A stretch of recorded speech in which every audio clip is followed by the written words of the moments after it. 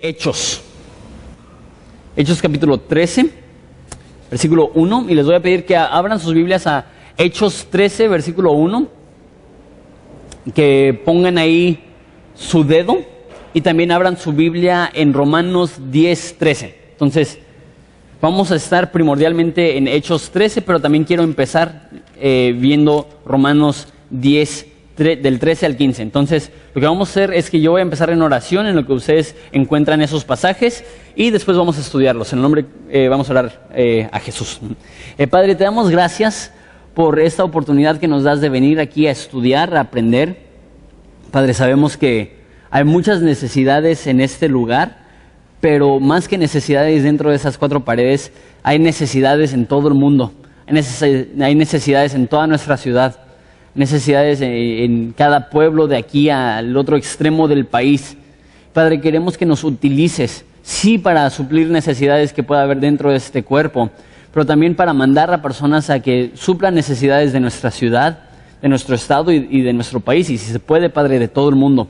Queremos que Horizonte sea conocido como un lugar donde muchas personas son enviadas con tu misión para alcanzar este mundo necesitado.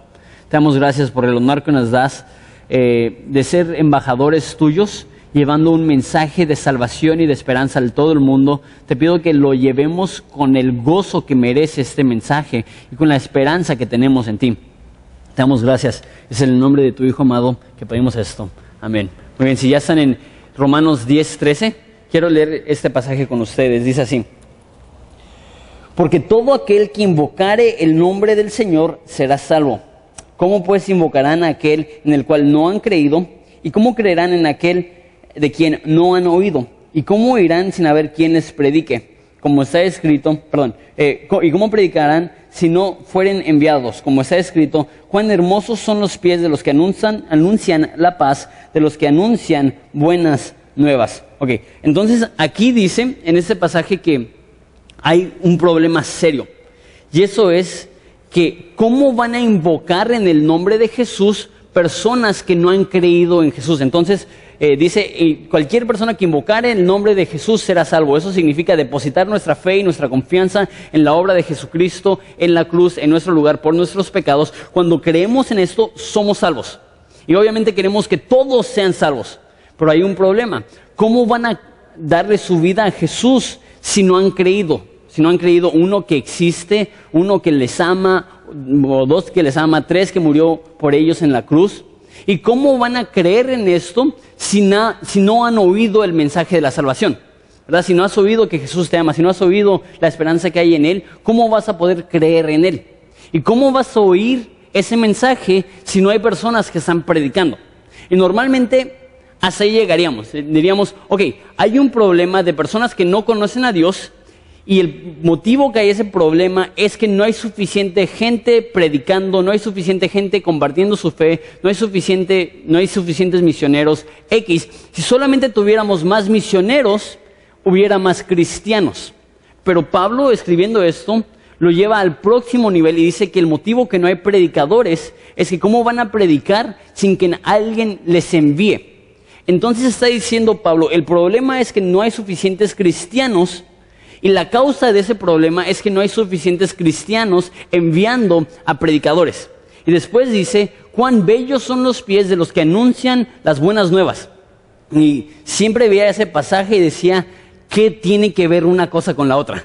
¿Qué tiene que ver predicar con qué tan bonitos son tus pies? Y yo dije, no, pues ya me descalifiqué. Yo creo que no voy a ser pastor, porque si para ser pastor necesitas pies bonitos, mis pies son como los de Chewbacca, y nada más no hay esperanza para mí en el pastorado. Y después empecé a considerar qué es este concepto de los pies, porque no creo que esté hablando literalmente que los pies físicos de un predicador son bonitos, como que acaba de tener un pedicure y por eso están bonitos. Yo creo que está hablando algo simbólico. ¿Y para qué sirven los pies? Los pies tienen dos funciones. Uno, que es soportar el cuerpo. Yo estoy parado ahorita sobre mis pies. Si no fueran por mis pies, no pudiera estar parado, obviamente. Y la segunda función es caminar. Utilizas sus pies para llevarte de un punto a otro. Entonces, ¿por qué les digo esto? Yo creo que los pies del predicador son aquellos que están enviando, apoyando, soportando a los que van a predicar el evangelio. Entonces yo creo que Romanos 10:15 no está hablando acerca de los predicadores, no es un cumplido para los predicadores. ¡Wow, qué hermosos pies! Es un cumplido para aquellos que apoyan la predicación del evangelio, ya sea económicamente o apoyando y respaldando a aquellos que están predicando el evangelio. Y lo que dice, si hubiera más gente apoyando, hubiera más cristianos. Y el motivo que no hay más cristianos es que necesitamos a más personas apoyando.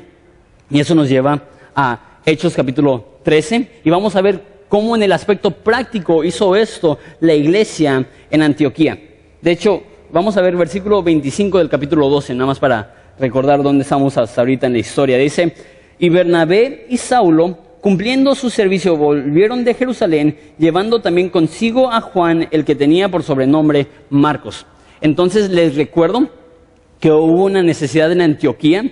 Muchas personas estaban conociendo a Jesús y la iglesia en Jerusalén envió a Bernabé a plantar una iglesia en Antioquía. Esa iglesia empezó a crecer. Antioquía era una ciudad de mucho dinero, de mucho bienestar económico, y empezó a crecer mucho la iglesia.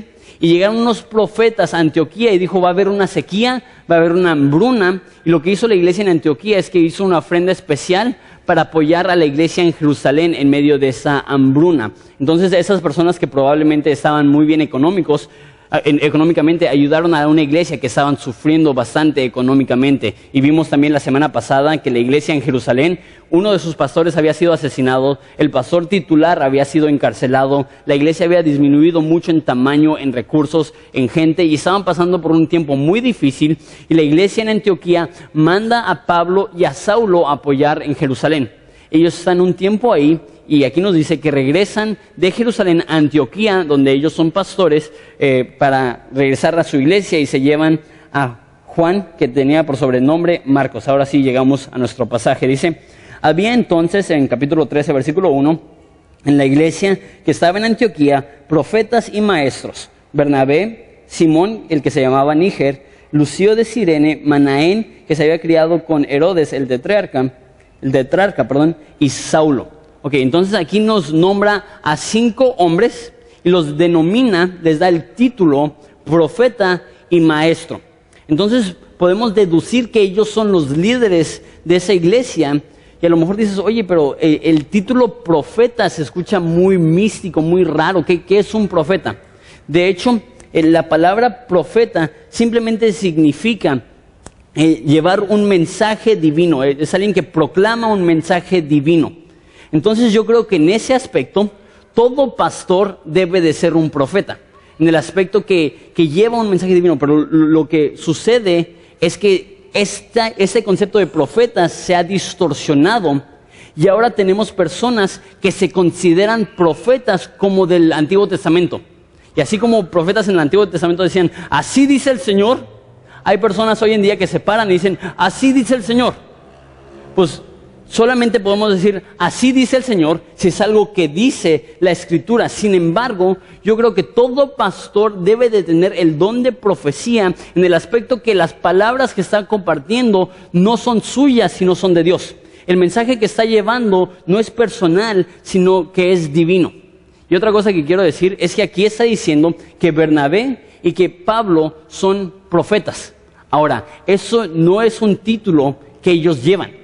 Jamás vamos a ver que le llaman a Pablo el profeta Pablo. Jamás vamos a ver que se refieren a Bernabé como el profeta Bernabé. Ten mucho cuidado con personas que toman ese título para sí mismos. Es más, estaba hablando con una persona y le dijo, hola pastor, ¿cómo está? Me dice, no soy pastor, soy profeta. Y dije, perdón, disculpe usted, profeta, ¿cómo está? Ten mucho cuidado, porque imagínate, si Saulo, si Bernabé no tomaron ese título, tenemos que tener mucho cuidado con personas que se autodenominan profetas, porque toman una posición de autoridad que probablemente es demasiada alta. Otras cosas que quiero observar acerca de este pasaje, versículo 1 todavía. Nota de dónde son las 3 personas que no habíamos conocido antes. Dice que había uno que se llama Simón, que se llamaba Níger, o que tenía de apodo Níger, probablemente de Nigeria, probablemente africano. Vemos a Lucio, que es de Cirene, y Cirene es en Asia, donde hoy en día Turquía. Y vemos a uno que se llama Manaén, que se crió junto a Herodes. Herodes es un rey de descendencia romana, entonces es muy posible que este Manaén se crió en Europa, en Italia, cerca de Roma. Entonces aquí vemos la diversidad que había en los líderes de Antioquía. Uno era de África, otro era de Asia, otro era de Europa. Entonces era una iglesia con mucha gente de muchas culturas, pero nota algo. Y si has estado siguiendo la predicación de Hechos, eso es increíble. Esa es la primera ocasión en la historia de la iglesia que hay líderes que no son judíos. Hemos visto en aspectos muy limitados gentiles que son evangelizados, gentiles que creen. Vemos a Cornelio y eso fue sobrenatural, eso fue increíble porque los judíos no creían que los gentiles, como tú y yo, podíamos ser salvos. Ahora estamos viendo que no solamente son salvos, ahora son pastores. Ahora son líderes, ahora están compartiendo autoridad con personas como Bernabé, con personas como Pablo. Esto es increíble ver cómo Dios se usó a Bernabé y a Pablo para alcanzar a personas que otras personas no habían alcanzado. Déjame explico. Los apóstoles, los 12 apóstoles originales, no alcanzaron realmente a los gentiles. Se enfocaron primordialmente en los judíos. Pero ahora estamos viendo una nueva generación de líderes que están alcanzando a la gente que la generación previa no pudo alcanzar. Quiero tener cuidado con esto, pero la realidad es que esto aplica también a nuestra iglesia, porque la realidad es que muy pocos de los que estamos aquí, se puede decir que somos de los fundadores, que llevamos, no sé, más de 10 años, Horizonte ya va a cumplir 15 años, que tenemos más de 10 años en Horizonte. La mayoría de nosotros tenemos mucho menos. Más, yo diría que probablemente el 25% de ustedes tienen menos de 1 o 2 años. Somos una iglesia que ahorita tiene mucha gente nueva. Entonces, la tentación es que vemos la obra que hizo la generación pasada y estar satisfechos con lo que ellos hicieron. Dejaos un ejemplo. Fue la primera generación de Horizonte que tuvo que tener fe para comprar este terreno. Fue la primera generación de Horizonte que tuvo que tener fe para poner este edificio. Fue la primera generación de Horizonte que tuvo que tener fe para comprar el rancho, para poner el instituto. Y es muy fácil para nosotros, como segunda generación, llegar a Horizonte y decir, órale, qué padre. Pues ya todo está desarrollado, ya todo está hecho, ya todo está programado. Yo puedo venir y ser un espectador. Esas personas que eran cristianos de segunda generación, que no habían conocido personalmente a Jesucristo, están llevando la obra más allá de donde la llevaron los cristianos originales. Entonces lo que estoy diciendo es que no debemos de llegar y decir, gloria a Dios que la generación previa trabajó tanto para que nosotros nos podamos gozar de esto, sino que debemos decir, ¿cómo podemos nosotros seguir el ejemplo de los que fundaron esta iglesia, seguir el ejemplo del pastor que fundó esta iglesia, pero llevarlo hasta el siguiente paso? ¿Cuáles fueron las personas que no pudo alcanzar y que no pudieron alcanzar la primera generación?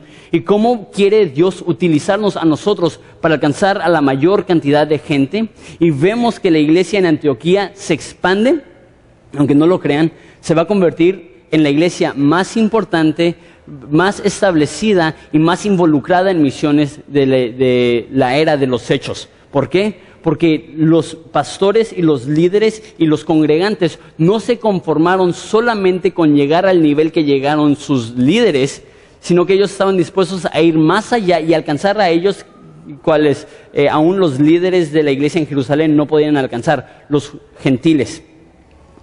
Y versículo 2. Dice así, ministrando estos al Señor. Eso es importantísimo, ahorita lo voy a explicar, pero esto sí tiene el potencial de transformar totalmente la forma que ves la iglesia. Ministrando estos al Señor y ayunando, dijo el Espíritu Santo, apartadme a Bernabé y a Saulo para la obra a la cual los he llamado. Dice ahí, el versículo 2, ministrando ellos al Señor. ¿Qué significa esto?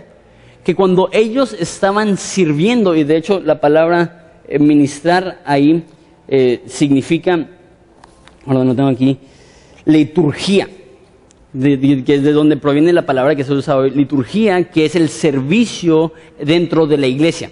Entonces lo que están diciendo es que ellos estaban ministrando, ellos estaban haciendo todas las cosas necesarias para que opere la iglesia, las cosas del día al día, las cosas cotidianas. Serían como aquí ujieres y los que ayudan en el estacionamiento y los que ayudan con los niños y los que ayudan en el cunero y los que ayudan con la cámara y el sonido, lo que sea. Estaban haciendo ese tipo de cosas, estaban ministrando, estaban sirviendo. ¿Y a quién lo estaban haciendo o por qué lo estaban haciendo? Lo estaban haciendo al Señor. Y lo que sucede muchas veces, y no es del todo malo, pero no va a ser muy duradero, es que muchas veces servimos porque vemos una necesidad y queremos ayudar. Está muy bien, está bien involucrarnos porque vemos una necesidad. Hay veces que servimos porque hay una persona que amamos y queremos apoyarle. Y está bien, no hay nada de malo de servir porque amas a alguien. Y hay muchas veces que servimos porque el pastor o un líder nos ha delegado una responsabilidad. Y no hay nada de malo con eso, pero déjate digo esto. Si tu motivación es llenar un espacio vacío o ayudar a una persona que amas o cumplir con la responsabilidad que te ha sido delegada, este ministerio no va a tener mucha permanencia. ¿Por qué? Porque el momento que sientes que ya no eres útil, o el momento que sientes que hay roces con la persona que amabas, o el momento que sientes que el pastor ya no está notando tu ministerio, ¿qué es lo que pasa? Ya no hay motivación. ¿Por qué seguir sirviendo si mi motivación ha cesado? La motivación para el servicio siempre debe de ser que lo estás haciendo no para el hombre, sino para Dios. Eso significa que no importa qué hagas, el fin no es tanto la gente para la cual lo estás haciendo, sino Dios. Entonces, deja uso el ejemplo mío. Yo soy pastor, yo predico, yo preparo, yo doy consejos, yo estoy administrando la iglesia aquí. No lo hago primordialmente para ustedes. Los amo y sí lo hago para ustedes, pero el propósito primordial que lo hago es que lo hago para Dios. Si lo hago para ustedes, el momento que hay críticas, el momento que hay gente que no está feliz, gente que no está de acuerdo, me devasta. ¿Por qué? Porque mi motivación está siendo afectada. Cuando la motivación del servicio es Dios, cuando la gente te reconoce, gloria a Dios, te reconoce y es para Dios de todos modos. Y cuando la gente no te reconoce, pues gloria a Dios, no lo hiciste para ellos de todos modos, no lo haces para su reconocimiento. Yo creo que muchas veces en el ministerio nos gastamos y nos terminamos acabando porque nuestra motivación no es la correcta.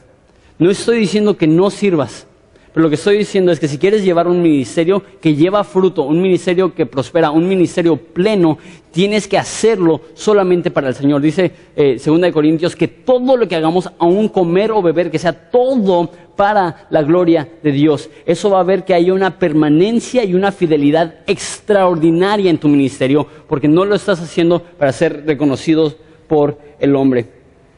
También dice aquí que estaban ministrando al Señor, y versículo 2 todavía, y estaban ayunando. No quiero pasar mucho tiempo explicando qué es el ayuno, porque de diciembre 10 al 13 vamos a tener una semana de oración y ayuno como una iglesia. Entonces todos los grupos en casa se van a cancelar para esa semana y nos vamos a ver aquí en el auditorio lunes, martes, miércoles, jueves a las 7 p.m. para orar juntos, estar ayunando por esta iglesia, por las iglesias que vamos a mandar y las iglesias que vamos a plantar, los misioneros que vamos a mandar. Y entonces vamos a tener esa semana de oración y ayuno, la segunda semana de diciembre, y voy a tomar un domingo para explicar qué es oración y para explicar qué es ayuno. Entonces voy a explicar más a detalle el ayuno en esa semana, pero nada más déjate digo eso acerca del ayuno. El ayuno no tiene el fin de preparar a Dios para hacer lo que nosotros queremos, sino de prepararnos a nosotros para hacer lo que Dios quiere. Déjalo explico. Una vez yo creo que tenía como 8 años. Estaba viendo una película cristiana, y era de esas películas cristianas que no sé, no me acuerdo de esa escena. Me acuerdo que era un cuate súper chafa, en rebelión, drogándose y mal, y se convierte, y de repente empieza a vivir como cristiano, y la mamá le sirve un desayuno. Dice, toma, mijo, tienes un desayuno. Y dijo, no, gracias, ma. Tengo un examen muy difícil y estoy ayunando para que Dios me bendiga. Y cuando vi eso, nada más a los 8 o 9 años, dije, ok, para eso es el ayuno. Para poder pedirle a Dios algo y que Él tenga un poco más de urgencia para responderlo. Entonces, si le estoy pidiendo algo que es leve, Dios, necesito 100 pesos, pues no necesito ayunar porque no es la gran cosa. Pero si necesito 10,000 pesos, ahí sí necesito ayunar. ¿Por qué? Porque si no, Dios no me va a tomar en serio. Eso no es el ayuno. El ayuno no es para hacerle mano de coche a Dios. Decirle, Dios, tengo 3 días sin comer. El ayuno no es huelga de hambre hasta que Dios escuche tu oración y hace lo que tú quieres. Al contrario, el ayuno es para prepararte a ti para hacer lo que Dios manda, no para preparar a Dios a hacer lo que tú mandas. Y eso es lo que están haciendo ellos. Ellos están sirviendo, ellos están ayunando y Dios está a punto de pedirles que hagan algo que no creo que estuvieran dispuestos a hacer si no hubieran estado ayunando. El ayuno te prepara para la guerra espiritual.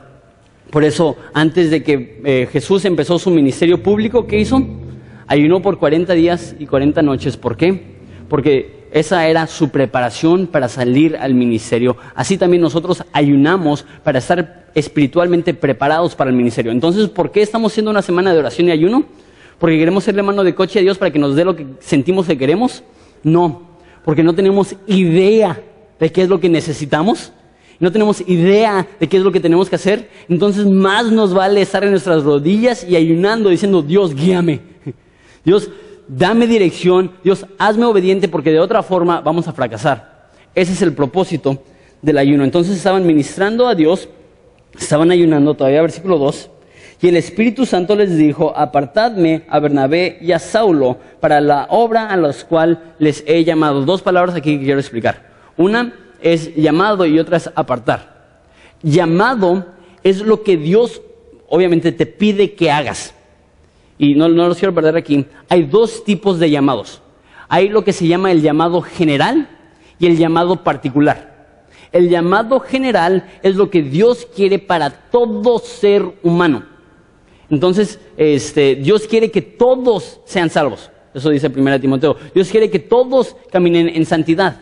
Eso es 1 de Tesalonicenses. Hay ciertas cosas que Dios quiere que todos hagan y son universales. Pero asimismo también hay lo que se llama un llamado particular. Lo que Dios quiere que tú hagas específicamente. Lo que Dios te ha diseñado hacer. Es importante identificar cuál es tu llamado para poder apartarte para ese llamado. Para poder enfocarte en eso por lo cual Dios te ha creado. Entonces, ¿cómo identificas cuál es tu llamado? Pues esa es una buena opción. Empieza a ministrar, empieza a trabajar, empieza a servir y Dios te va a empezar a revelar cuál es tu llamado. Entonces, por ejemplo, hay personas aquí que no saben que tienen realmente la capacidad de Dios de enseñar. Y nada más están aquí y dicen, no, yo me muero, me ponen ahí enfrente y me muero. Pero ¿qué tal si empiezas con un grupo en casa y de repente te das cuenta, órale, sí, Dios me ha dado un poco de dones, un poco de talentos para poder enseñar? O a lo mejor ustedes dicen, no, es que yo soy muy terco y no sirvo para nada. Pero realmente eres muy amigable, muy social, muy lindo y a lo mejor de ujier o de otros servicios. Pero no vas a saber hasta que empieces a servir. Y van a haber momentos en los cuales empiezas a servir y te das cuenta, definitivamente eso no es mi llamado. A veces te ponen a enseñar y de repente te das cuenta, no es para mí. O te ponen de ujier y andas regañando a todos los que van entrando y de repente te das cuenta, no es para mí. Y para mí, por ejemplo, el cantar. Me di cuenta luego que cantar no es lo mío. Y es muy bonito a veces cuando tienes un pastor que canta y dirige la alabanza, está muy padre. Pero, por ejemplo, pasó una vez, de hecho fue una historia muy triste, donde fue un funeral de una mamá que había perdido a sus 2 hijos. Y fuimos al funeral en la funeraria, y fueron varias personas de la iglesia y empezaron a cantar, y una de las canciones que cantaron fue la del El Señor es mi pastor, una canción muy bonita, muy emotiva, y obviamente pues, fue muy valioso para la mamá que pudiéramos estar ahí. De repente vamos al sepelio y yo era la única persona de la iglesia, y cuando está descendiendo el ataúd, alguien me dice, ¿puedes cantar la del Señor de mi pastor? Yo soy como que, Dios mío, ayúdame. Entonces hay un silencio absoluto. Y yo digo, pues alguien se va a saber la canción. Entonces yo empiezo, ya que alguien empieza a cantar y yo dejo de cantar, entonces empiezo a cantar y nadie canta. Y yo soy como que, Dios mío, pobre madre. Es como que con la agonía y lo estoy empeorando. Y es casi como que estaba llorando y nada me ve como que, cállate. Es como que, déjame llorar en paz. Me di cuenta desde ese entonces que mi llamado definitivamente no es el canto. Y eso va a suceder cuando estás ministrando, cuando estás ayunando, cuando estás involucrado. De repente Dios te va a enseñar, eso es lo que te diseñé a hacer. Dice ahí que los deben de apartar para ese llamado. El llamado de Saulo fue uno muy específico que vimos en capítulo 8, que Dios le dijo que te voy a poner delante de reyes, judíos y gentiles y te voy a mostrar cuántas cosas debes de sufrir por causa de mi nombre. Era un llamado muy específico al evangelismo, al servir, al pastorear.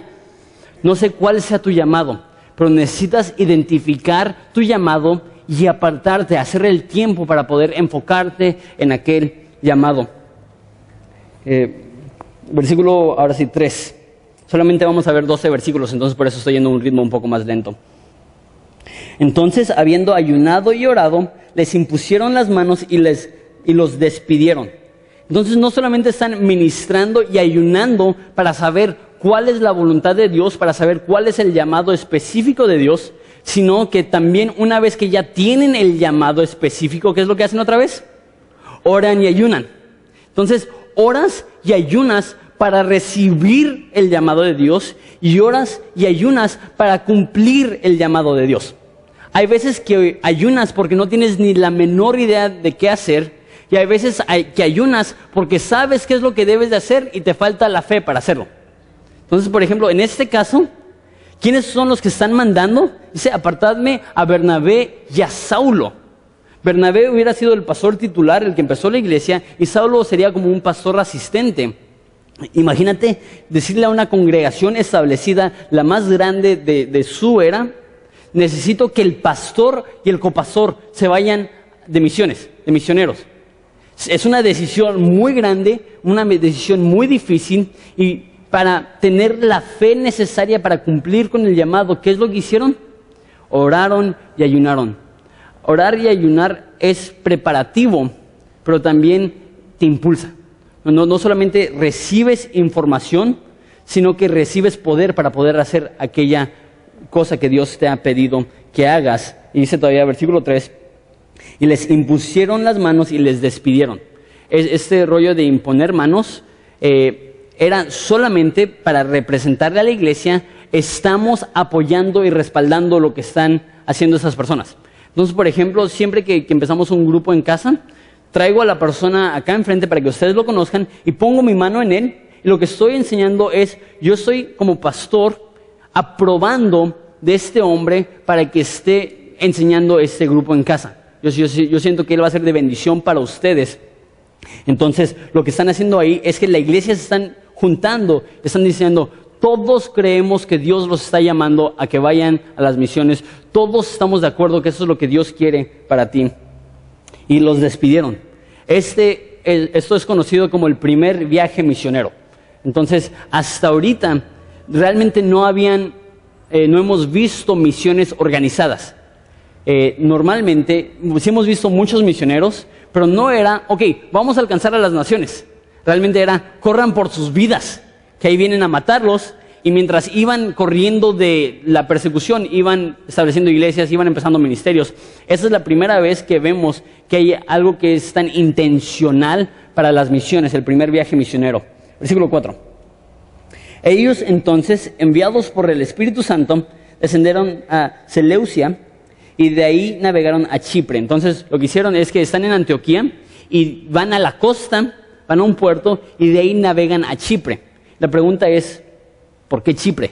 Y pues a veces tienes la idea, pues a lo mejor pusieron un mapa, agarraron un dardo y pues el Imperio Romano donde caiga y lo... No, pero lo más probable, nos dice Hechos 4, que Bernabé era de Chipre. Entonces, lo más probable es que, pues, ¿a dónde vamos a ir? pues, no sé, y Bernabé dijo, pues yo tengo contactos, yo tengo amigos, yo tengo familiares en Chipre, vamos ahí, y pues, fueron a Chipre, de donde eran Bernabé. Llegados a Salamina, que es el lado este de la isla de Chipre. Chipre es una isla. Llegados a Salamina, anunciaban la palabra de Dios en las sinagogas de los judíos y tenían también a Juan de ayudante.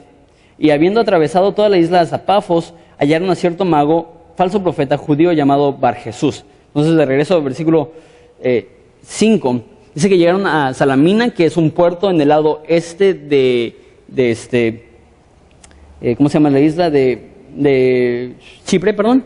Llegaron a la isla de Chipre y llegaron a esa ciudad y no nos dicen nada de lo que hicieron en esa ciudad, salvo de que predicaron en una sinagoga. No nos dice que muchas personas conocieron a Jesús, no nos dice nada. Nada nos dice, llegan a Chipre, van a la sinagoga y nos dice que Juan Marcos, esa persona que vimos en el capítulo 25 del capítulo pasado, les estaba acompañando como un asistente. Eso significa que Juan Marcos no iba como un compañero teológico, predicador, iba para ayudar a cargar maletas, iba a ayudar para lo que necesitaba. Realmente no era un componente esencial de ese grupo que había salido. Y atravesan la ciudad, y dice versículo 6, que llegan a otro lugar, a otra ciudad que se llama Pafos. Eso es, en el otro extremo es una isla pequeña de como 50 kilómetros. Entonces, de un extremo tienen una ciudad, del otro extremo tienen otra ciudad llamada Pafos. Y dice que en esa ciudad hallaron a cierto mago, que es un falso profeta judío llamado Barjesús. Entonces, el hecho que se llama el hecho que se llama mago, nos demuestra que tiene señales y prodigios que está haciendo. Probablemente está haciendo sanidades, probablemente está haciendo milagros, probablemente es como los magos de hoy en día, están haciendo que desaparezcan cosas, y están haciendo cosas que las personas, wow, qué poder, wow, qué increíble. Entonces es un mago, tiene cierto poder sobrenatural, pero también es un falso profeta. De hecho, la palabra en el griego es pseudoprofeta. Entonces es alguien que se hace pasar por un profeta, es un impostor, por decirlo de esta forma, es un obrero de Satanás, y es lo que vamos a ver ahorita. Y aquí está la cuestión. Normalmente nos imaginamos que Satanás más bien opera a través de medios oscuros. Halloween, calaveras, una Biblia satánica, un hombre que tiene sangre, y que eso es lo de Satanás. Aquí vemos que eso sí puede ser de Satanás, pero que también se puede disfrazar como un profeta. Que este cuate no hubiera estado vestido de negro, hubiera estado vestido probablemente como un profeta, no hubiera tenido la Biblia satánica, hubiera tenido una Biblia, el Antiguo Testamento, se hubiera predicando, y las personas lo hubieran visto y hubieran dicho, wow, ¿ya viste a este hombre de Dios? Satanás primordialmente opera a través de medios que parecen sanos, que realmente son venenosos. Porque lo que es obviamente oscuro, nosotros los vemos y no quiero nada que ver con eso. Pero los medios que tienen la apariencia de ser correctos, e invertimos nuestras vidas en eso y de repente nos damos cuenta que no son correctos, tienen el potencial para destruirnos. Muchas veces las personas más peligrosas no son los que aparentan ser diabólicos, sino los que aparentan ser piadosos y no lo son. Y ese es el caso con este hombre. Y dice que su nombre es Barjesús. Y el prefijo Bar significa hijo de, en griego. Entonces, hijo de Jesús. Entonces se está pasando casi rollo código da Vinci de que Jesús tuvo hijos o no sé. No. El nombre Jesús era un nombre muy común en ese entonces. Entonces, de hecho, es como hoy en día. Todos conocemos a como 100 Jesús. Es un nombre muy común. Entonces, el hecho que se llama Bar Jesús no tiene nada que ver con Jesús de Nazaret. Simplemente se llama que su nombre es Hijo de Jesús. Un nombre muy común. No hubieran dicho, órale, está relacionado al Jesús de Nazaret, al Jesús de la Biblia. Simplemente era su nombre. Versículo 7. Que estaba con el procónsul Sergio Paulo, varón prudente, ese era llamando a Bernabé y a Saulo, deseaba oír la palabra de Dios. Entonces, este hombre hubiera sido el líder de una provincia muy parecido a un municipio o a lo mejor a un estado pequeño. Entonces es un gobernante, es un hombre importante, sería muy parecido, como dije, a un presidente municipal. Y él es amigo de Bar Jesús, de este mago, de este falso profeta. Pero llega Bernabé y llega Saulo y él tiene la curiosidad de ¿qué? Dice ahí, versículo 7, de oír la palabra de Dios. ¿Qué nos demuestra que no le estaba dando Bar Jesús? Le estaba dando muchas señales, muchos prodigios, nada de la palabra de Dios. Esa es una buena forma de identificar un falso profeta. Va acompañado de muchas cosas increíbles de entender o comprender o aceptar, pero va a carecer la enseñanza clara de la palabra de Dios. Entonces, ¿qué es lo que no tiene Sergio Paulos? No tiene la enseñanza de la palabra de Dios. Llega Bernabé, llega Saulo, enséñenme, por favor. ¿Cuál es la forma que podemos combatir en contra de la falsa doctrina? Predicando la palabra de Dios. No se trata solamente de pasar toda nuestra vida diciendo ¿cuáles son las falsas doctrinas? ¿Cuáles son los falsos maestros? No. Identificas los falsos maestros y los falsos profetas cuando estás tan enamorado de la Biblia. Se te hace fácil identificar cuáles son los falsos. Por ejemplo, los bancarios, los que trabajan en bancos. ¿Sabes cómo identifican ellos los billetes falsos? Porque pasan todos los días, todas sus semanas, por años, tocando, tratando, trabajando con billetes originales. Y de todo el día de andar contando billetes de verdad, de repente están contando nada más y... ¿Lo has visto, no? En un milisegundo lo tocan, lo frotan, lo ven. Eso es falso. ¿Cómo supiste? No es que tienen un curso de 6 semanas de cómo identificar billetes falsos. Es que están tan acostumbrados a tratar con la cosa de verdad. Y cuando se les enfrenta algo que es falso, lo identifican así. ¿Quieres guardarte en contra de falsos profetas, falsas doctrinas? Satúrate de la Biblia. Pasa tanto tiempo leyendo la Biblia, estudiando la Biblia, escuchando buenos recursos, que cuando escuchas uno malo, lo identificas así, porque dices, eso no consta, no cuadra con lo que dice la Biblia. Pero digo esto, tienen que tener muchísimo cuidado, porque el hecho que hay falsos profetas nos demuestran que hay personas en televisión cristiana, en radio cristiana, en libros cristianos que no llevan un mensaje divino, sino un mensaje diabólico, que se parece mucho al mensaje de la Biblia, pero tiene suficiente veneno para destruirte. No debes de aceptar cualquier cosa que tiene el nombre cristiano, no debes de leer cualquier recurso que tiene el nombre bíblico. Tienes que asegurarte que todo lo que leas y todo lo que absorbas teológicamente lleve sana doctrina. ¿Y cómo lo vamos a saber? Una vez más, estudiando la palabra de Dios. Pero les resistía, versículo 8, Elimas, el mago. Elimas, de hecho, es el mismo nombre, pero en árabe. Al parecer no le gusta a Lucas usar su nombre real. Elimas, pues así se traduce su nombre, procurando apartar de la fe al procónsul. Entonces Saulo, que también es Pablo, aquí vemos la primera vez que Saulo se llama Pablo. Cuando ves en Hechos, Saulo o Pablo es la misma persona. Saulo es un nombre hebreo y Pablo es el mismo nombre pero en griego. Entonces, porque ahorita ya está viajando primordialmente por el Imperio Romano, se está identificando por su nombre romano. Entonces sería, por ejemplo, en español tenemos Josué, en Estados Unidos es Joshua.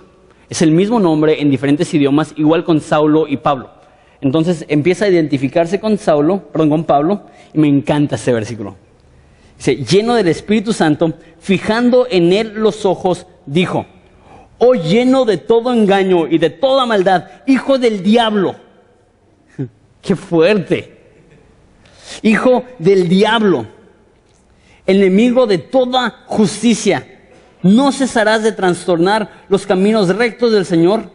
Ahora pues he aquí, la mano del Señor está contra ti, y serás ciego y no verás el sol por algún tiempo. E inmediatamente cayeron sobre él oscuridad y tinieblas, y andando alrededor buscaba a quien lo condujese de la mano. Entonces están predicando el evangelio, y llega Bar Jesús, llega este hombre Elimas, y quiere llevarse a ese procónsul. ¿Y qué es lo que dice Pablo? Oh lleno de toda maldad, hijo del diablo. Está muy fuerte eso. ¿Y qué es lo que dice justo antes de eso? Pablo, lleno del Espíritu Santo. Puedes estar lleno del Espíritu Santo e increíblemente enojado al mismo tiempo. Normalmente pensamos que estar lleno del Espíritu Santo es que te va a llegar un espíritu increíblemente dócil. No, pues no voy a hacer nada, soy lleno del Espíritu Santo. Pablo se llena del Espíritu Santo. ¡Hijo del diablo! Es como que... ¡ay! ¿Te imaginas a las personas en ese momento? ¿Qué tan serio es eso? Ok, yo creo que eso nos demuestra lo serio y lo peligroso que es la falsa doctrina. Y yo creo que se debe de hablar de un falso profeta y de un lobo con ese tipo de urgencia y con ese tipo de severidad. Ahora, no estoy diciendo que todos los que no creen como nosotros son falsos profetas. No estoy diciendo, por ejemplo... voy a hacer un ejemplo. Nosotros creemos que va a haber un rapto y después va a ser la tribulación. Hay muchas diferentes posturas. Pero si llega alguien aquí y dice, ¿sabes qué? Yo no creo en el rapto. ¡Oh, hijo del diablo! No. Nosotros no creemos que las mujeres necesitan usar velo para ir a la iglesia. Pero no porque llegue alguien con un velo a la iglesia. ¡Hija del diablo! Llena de toda maldad. ¿Cuánto tiempo vas a trastornar los caminos rectos del Señor con ese velo? Es como, no. Hay una diferencia entre desacuerdos teológicos y falsa doctrina. No porque estemos en desacuerdo en algunas áreas significa que están mal y nosotros bien. Muy bien podríamos estar nosotros mal y ellos bien. Pero hay algunos aspectos fundamentales que tienen que ver con nuestra salvación que no estamos dispuestos a tomar a la ligera. Entonces, si alguien llega y se dice cristiano y no cree que Jesús es Dios, no podemos decir, no, pues hermano, sé que tenemos diferencias. No, la diferencia es demasiado grande. Eso es un falso profeta, es un falso maestro y debemos de tratar a esas personas como tal. Martín Lutero de esta forma dice que no puede ser demasiado dócil con las ovejas y tampoco puede ser demasiado duro con los lobos. Yo creo que si amamos a las ovejas, las vamos a tratar con amor, pero si amamos a las ovejas, vamos a tratar con dureza a los falsos maestros y a los falsos profetas. ¿Y qué es lo que hace Pablo? Los ciega. Y me pregunto si eso lo está haciendo porque es lo mismo que pasó con él. ¿Se acuerdan que cuando él vio a Jesús, él cayó ciego? Lo estaban teniendo que llevar a él por la mano. Me pregunto que si está haciendo para que veas lo que se siente. Yo también lo viví, yo también ya lo hice. Y a lo mejor lo está haciendo en piedad. Está diciendo, pues eso es lo que Dios tuvo que hacer para salvarme a mí, a ver si así te salvas tú. O no sé si lo hizo en enojo como castigo. Yo creo que el motivo que lo hizo es porque estaba engañando a personas. Habían personas que decían, este hombre es un siervo de Dios. Acuérdense, no era alguien que era obviamente malo, sino alguien que aparentaba ser bueno. Yo creo que lo que hace Pablo es que lo cega para que todos puedan verlo y decir, wow, este hombre realmente no tiene poder. Este hombre realmente no es tan grande y tan fuerte como pensábamos. Necesita que lo llevemos de la mano. Ese hombre no es un profeta de verdad. Versículo 12, y con eso vamos a concluir. Entonces el procónsul, viendo lo que había sucedido, creyó maravillado de la doctrina del Señor. Dos cosas que quiero ver aquí, una vez más. En un mundo, y ya vimos hace poco, lo supersticioso que podemos ser nosotros como mexicanos, y es muy común, era muy común en ese entonces que había mucha superstición. Nosotros solemos ver las cosas que son extraordinarias o raras como algo divino. Entonces el hecho que este hombre tenía señales y prodigios y milagros hacía que las personas lo vieran como algo divino.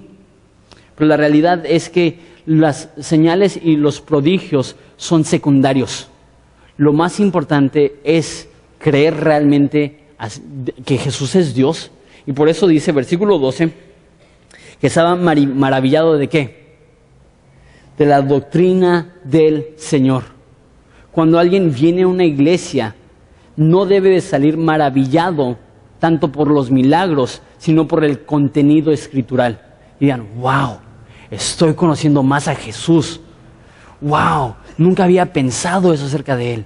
Wow, mi vida está siendo transformada. ¿Por qué? Porque le conozco mejor. Como una iglesia queremos estar saturados de Jesús para que cuando lleguen las personas salgan de aquí pensando, wow, qué bello es Cristo. Wow, estoy aprendiendo de Él. Esa es nuestra meta. Y vemos también por qué reaccionó de esta forma Pablo. Porque él entendía que este hombre, Bar Jesús, era un obstáculo para que este hombre, Sergio Paulo, llegara a Cristo. Hay hombres que operan como un obstáculo, que ya sea a través por su legalismo o a través de su rebelión, operan como una barrera entre Dios y el hombre para que esta persona no pueda ver a Dios. Es lo que está haciendo Bar Jesús. ¿Y cómo reacciona Pablo? Enojado. Y me recuerda, ¿quién no hizo Jesús algo así una vez? Que llegó a un templo, es más, a el templo, empezó a volcar las mesas, hizo un látigo de cuero y empezó a sacar a todos a latigazos. ¿Quién lo impulsó a hacer eso? Normalmente no pensamos de Jesús de esa forma. Normalmente nos los imaginamos súper lindo con una ovejita en sus hombros. No nos los imaginamos con un látigo agarrando a latigazos a personas en el templo. ¿Qué le motivó a hacer eso? Y hay muchas personas que dicen, pues no puedes vender cosas en el templo, pues obviamente es eso. No. De hecho, la ley dice que tenían que vender cosas en el templo. La forma que funcionaba, si tú vives a 50 kilómetros y tienes que caminar 50 kilómetros al templo, vas a estar en chino con una oveja rebelde. Entonces, ¿qué es lo que hacías? En tu casa vendías la oveja por 500 pesos, llegabas al templo y por 500 pesos comprabas tu oveja y podías tener tu sacrificio, podías tener tu comunión con Dios, podías hacer lo que necesitabas hacer. ¿Y qué es lo que estaban haciendo los vendedores? Estaban aumentando el precio para sacar mayor provecho. Entonces vendía a alguien su oveja por 500 pesos, llega al templo con solamente 500 pesos y le cobran 750 por su oveja. ¿Qué es lo que no puede hacer? Ya no puede tener su sacrificio, ya no puede tener su comunión con Dios. ¿Y qué es lo que hace Jesús? Se enoja, empieza a gritar, empieza a volcar mesas, empieza a golpear a las personas. ¿Por qué? Porque Dios no soporta obstáculos entre Dios y el hombre. No, tenemos que tener muchísimo cuidado de no ser una piedra de tropiezo para las personas que van llegando a Jesús. Es más, Jesús dice, y una vez más, no pensamos en esto. Por eso me encanta ir verso a verso, porque nos ilumina y nos enseña cosas que normalmente no pensamos. Jesús dice que es mejor que alguien se ate una piedra, un molino a su cuello que se eche al mar. El término hoy en día es mejor que te dieras un balazo. ¿Te imaginas? Si Jesús llegara a esa iglesia, mejor dense un balazo. Es como que, no, Jesús, no estás invitado a nuestra iglesia. De hecho, un hombre, Leonardo Ravenhill, dijo que si Jesús predicara el mismo mensaje que se predica hoy en día en iglesias, nadie lo hubiera matado. Nadie lo hubiera preocupado. Es un mensaje muy bonito, muy estéril. Pero el hecho que él predicó tan fuerte airó a los religiosos y por eso lo mataron. Jesús dijo, es mejor que te mates al que le seas de tropiezo a alguien que está empezando su caminar espiritual. ¡Qué fuerte! Hijo del diablo, enemigo de toda verdad. ¿Qué inspiró a Pablo a decir palabras tan fuertes? Él entiende lo importante que es una alma para Dios. Y le dice, si este hombre no va a permitir que el procónsul llegue a Dios, no estoy dispuesto a quedarme con las manos en la bolsa, no estoy dispuesto a quedarme con los brazos cruzados, necesito hacer algo. Voy a terminar con esto. ¿Cuánta urgencia tenemos nosotros para las almas perdidas? Empecé diciendo que debemos de ser una iglesia que envía. Lo creo de todo corazón. Ya lo mencioné hace 2 semanas. El año que viene vamos a mandar a Hassan a Acapulco, a Alex a La Paz, y los vamos a apoyar. Y quiero que todos estemos detrás de ellos, que todos estemos orando por ellos. Si quieres apoyarlos económicamente, hazlo, queremos ayudarles. Pero es un error pensar que solamente debemos de enviar a personas a otras ciudades e ignorar que Jesús dijo, como el Padre me envió a mí, así también yo les envío a vosotros. Cada uno de nosotros debemos de vivir como gente enviada. Todos nosotros debemos de vivir como un misionero. Eso significa que debemos de servir, que debemos de evangelizar, que debemos de amar. Imagínate, mandamos a un misionero y resulta que no está evangelizando, que no está sirviendo y que no está amando. ¿Qué dirías? Entonces, ¿por qué lo mandaron? Es un misionero, debería estar haciendo más cosas para Dios, debería estar apoyando, debería estar sirviendo, debería estar amando. Nosotros también somos misioneros. Nosotros debemos de vivir con la misma urgencia que alguien que se dedica a tiempo completo al ministerio. Ahora, no estoy diciendo que dejes tu chamba, no estoy diciendo que dejes de tu trabajo, estoy diciendo que cualquier persona que conozcas, que tengas esa misma urgencia que tuvo Pablo, y que digas, ¿cómo puedo ser usado por Dios para ver que esa persona conozca a Jesús? Y le doy gracias a Dios por los muchos de ustedes que sí han hecho del evangelismo una prioridad, que sí han ido con sus vecinos, que sí han ido con sus amigos, que sí han ido con sus familiares, y en esa iglesia hay personas que están aquí gozando de una relación con Jesucristo, porque alguien de Horizonte tuvo el valor de ir a hablar contigo. Pero asimismo sé que hay personas que llegan, escuchan un mensaje, se van y en toda la semana no comparten con nadie la esperanza que hay en Cristo. Necesitamos tener la misma urgencia que tuvo Pablo, necesitamos tener la misma urgencia que tuvo Cristo por el Evangelio. Vamos a ponernos de pie, vamos a terminar, tenemos hoy Santa Cena.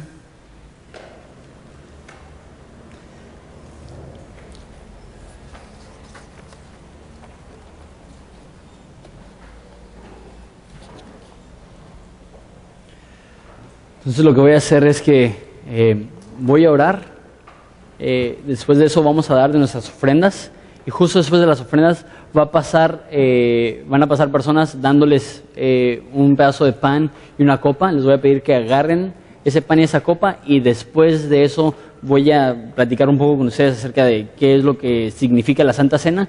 Después vamos a participar juntos. Entonces deja oro y una vez les recuerdo, cuando agarren el pan y tengan la copa, espérense para que todos podamos tomar juntos. Padre, te damos gracias porque tú nos has salvado a nosotros, porque nosotros sin merecerlo recibimos tu amor y tu gracia y tu misericordia.